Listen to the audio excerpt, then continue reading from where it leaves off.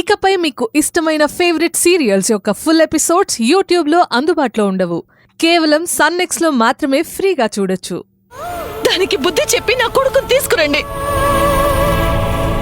నేను నా కొడుకుని చూడాలి. లేదు నన్నే వెతుక్కోమన్నా నేను ఎన్ని రోజులైనా సరే వెతుక్కోవడానికి సిద్ధంగా ఉన్నాను. ఏమండి, నా కొడుకు నా ఇంటికి తిరిగి రావాలంటే ఇదొక్కటే మార్గం. రేణుక, రేణుక,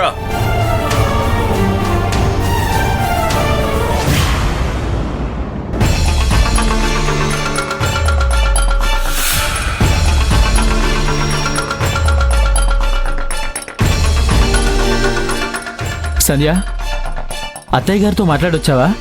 నగల విషయం మాట్లాడడానికే వెళ్ళాను విశ్వ. కానీ పొద్దున జరిగిన ఇన్సిడెంట్తో అత్తయ్య మూడ్ మొత్తం మారిపోయింది. ఆ విషయం గురించి మాట్లాడడానికి కూడా ఇష్టపడట్లేదు. అసలేంటి సంధ్య మనకి తలనొప్పి? ఆ గుడికి సంబంధించిన మ్యాప్ ఏదో నువ్వు తెప్పిస్తానని చెప్పావు కదా, కనీసం ఆ మ్యాప్ అయినా తెప్పించు. నలుగురు మనుషుల్ని తీసుకొని నేనే దొంగదారిలో వెళ్ళి నగలు తీసుకుని వచ్చేస్తాను. ఆ మ్యాప్ కి సంబంధించిన బ్లూ ప్రింట్ మా వెంకట్రావు బాబాయ్ గారి ఇంట్లో ఉండాలి. మా బాబాయ్తో ఫోన్లో మాట్లాడాను విశ్వ. ఆయన ఆ పనిలోనే ఉన్నారు. నగలు మన చేతికి వచ్చేంత వరకు నాకు అసలు మనశ్శాంతే లేదు. తొందరపడకు. అత్తయ్య అమ్మవారి నగల మీద కంటే తనని దెబ్బతీయాలనుకున్న వాడి మీద దృష్టి పెట్టింది. అందుకే నగల గురించి నాతో మాట్లాడడానికి కూడా ఇష్టపడలేదు. అత్తయ్య మీద అటాక్ చేసింది ఎవరో మనం కనిపెడదామా? కనిపెట్టాల్సిన అవసరం లేదు. నాకొకరి మీద అనుమానంగా ఉంది. ఎవరి మీద? ఈ అటాక్ లో ఆనందరావు గారి హ్యాండ్ ఉందనుకుంటున్నాను. ఆయనకంత సీన్ లేదు. ఎదురొచ్చి అత్తయ్యని ఢీకొట్టే ధైర్యం ఆయనకి లేదని నాకు తెలుసు. అందుకే ఆయన వెనుకుండి ఈ అటాక్ చేయించాడు అనుకుంటున్నాను. అరే, ఇప్పుడు అత్తయ్య మీద అటాక్ చేయాల్సిన అవసరం ఆనందరావు గారికి ఏముంది? కూతురు ఈ ఇంటి కోడలవ్వలేదన్న బాధ, కొడుకు ఊరు వదిలిపెట్టి వెళ్ళిపోయాడన్న కోపం, మొత్తానికి ఇంద్రాని అత్తే వల్ల ఆయన మనశ్శాంతిగా లేరన్న పగతో అటాక్ చేయించుండొచ్చు. ఆనందరావు గారే అటాక్ చేయించారని ప్రూఫ్ ఏంటి సంధ్య? అది మనం నిరూపిస్తే ఇంద్రాని అత్తయ్యకి ఆయనకి గొడవ పెట్టి మనం చేయాల్సింది చెయ్యొచ్చు విశ్వ. నీ ఆలోచన బానే ఉంది. నేను కూడా ఆయన మీద రివెంజ్ తీర్చుకోవాలి. సరే, ఇప్పుడు ఏం చేద్దాం చెప్పు. పూర్తి వివరాలు తెలుసుకొని దిగుతాం విశ్వ. వెయిట్ చెయ్యి.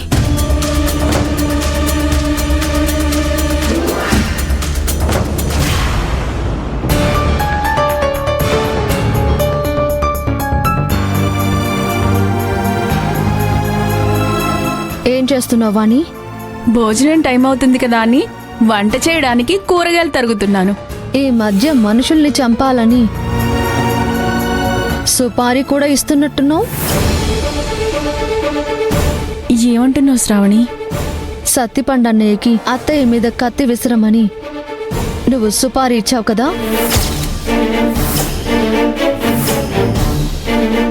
ఎందుకు అలా చేశావు? నీ దగ్గర నిజం దాచలేను. సత్తిపండయ్య గారికి సుపారీ ఇచ్చిన మాట నిజమే. కానీ ఇంద్రాణమ్మ గారికి గాయం అవ్వాలని సత్తిపండయ్య గారికి చెప్పలేదు.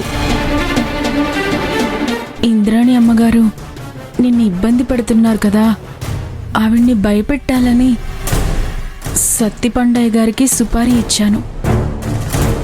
కానీ అక్కడ జరిగింది ఏంటంటే, ఆయన కత్తి విసరక ముందే ఇంకెవరో కత్తి విసిరారు. నువ్వు చెయ్యడ్డు పెట్టావు. అయితే నిజంగా ఆ కత్తి విసిరిన మనిషికి నీకు సంబంధం లేదా? మన స్నేహం మీద ఒట్టు శ్రావణి. ఇంద్రాణమ్మ గారి మీద కత్తి విసిరిన మనిషి ఎవరో నిజంగా నాకు తెలీదు. కానీ నువ్వు నా కోసం ఇలాంటి పిచ్చి పనులు చెయ్యకు. ఈ విషయం అత్తయ్యకి తెలిస్తే మళ్ళీ నిన్ను గడప కూడా తొక్కనివ్వదు. అమ్మో, అదే గాని జరిగితే నిన్ను చూడకుండా ఒక్కరోజు కూడా ఉండలేను. ఇక నుంచి జాగ్రత్తగా ఉంటాను. కత్తి విసిరిన మనిషి ఎవరై ఉంటారు? ఆ విషయం గురించి వదిలే శ్రావణి. ఇంద్రాణమ్మ గారి మీద పగ తీర్చుకోవడానికి ఎంతో మంది ఎదురు చూస్తున్నారు. అవకాశం దొరికిందని ఎవరో కత్తి విసిరుంటారు. కానీ నువ్వు ఆవిడ్ని కాపాడి కోడలు అనిపించుకున్నావు. సరే వాణి, దాని గురించి నువ్వు మర్చిపో. శ్రావణి, ఒక పని చేద్దామా? అతను ఎక్కడి నుంచైతే కత్తి విసిరాడో అక్కడికి వెళ్ళి చూస్తే ఏమైనా అనుమానాలు దొరుకుతాయేమో.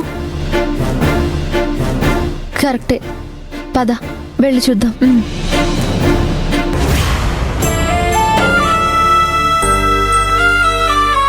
స్వామి, మనసు పెట్టి పూజిస్తే ఎలాంటి కష్టమైనా దూరం చేస్తారు అంటారు. నా కొడుకు నాకు దూరం అయ్యాడు. వాడికి ఏమైందో ఎలా ఉన్నాడోనని ప్రతి క్షణం భయంతో చస్తున్నాను. ఎలాగైనా నా కొడుకుని తీసుకురా స్వామి. కనీసం వాడు ఎక్కడున్నాడో వాడి చాడైనా తెలిసేలా చేయి స్వామి.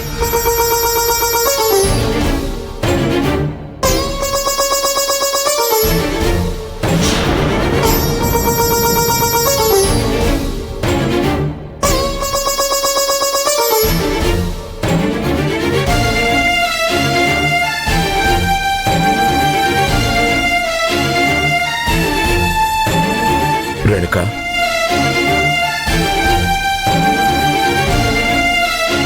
దేవుడి ముందు కూర్చొని బాధపడుతున్నావా? మనం చేసిన తప్పుకు ఆ దేవుడు మాత్రం ఏం చేస్తాడు రేణుక?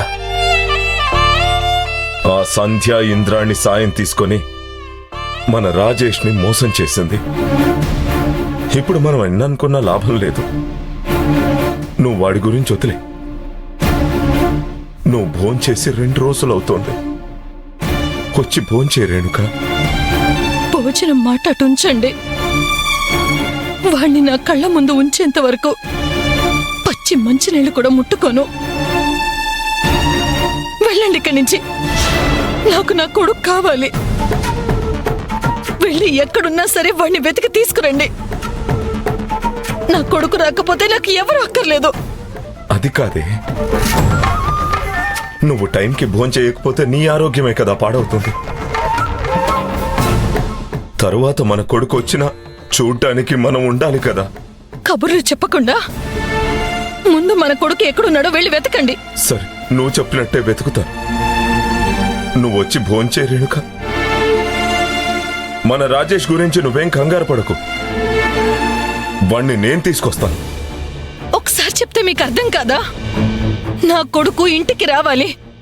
అప్పుడే నేను భోంచేస్తాను. అంతవరకు నేను ఇక్కడి నుంచి లేవను. ఈరోజు ఆ దేవుడైనా గెలవాలి, నేనైనా గెలవాలి. నీకా పంతం వద్దు రేణుక. ఆ దేవుడికే పరీక్ష పెట్టాలని చూస్తున్నావా? మన కొడుకు ఎక్కడున్నా సంతోషంగా ఉండాలని కోరుకో. అంతేకాని ఆ భగవంతుడి మీద ఛాలెంజ్ చేయకు.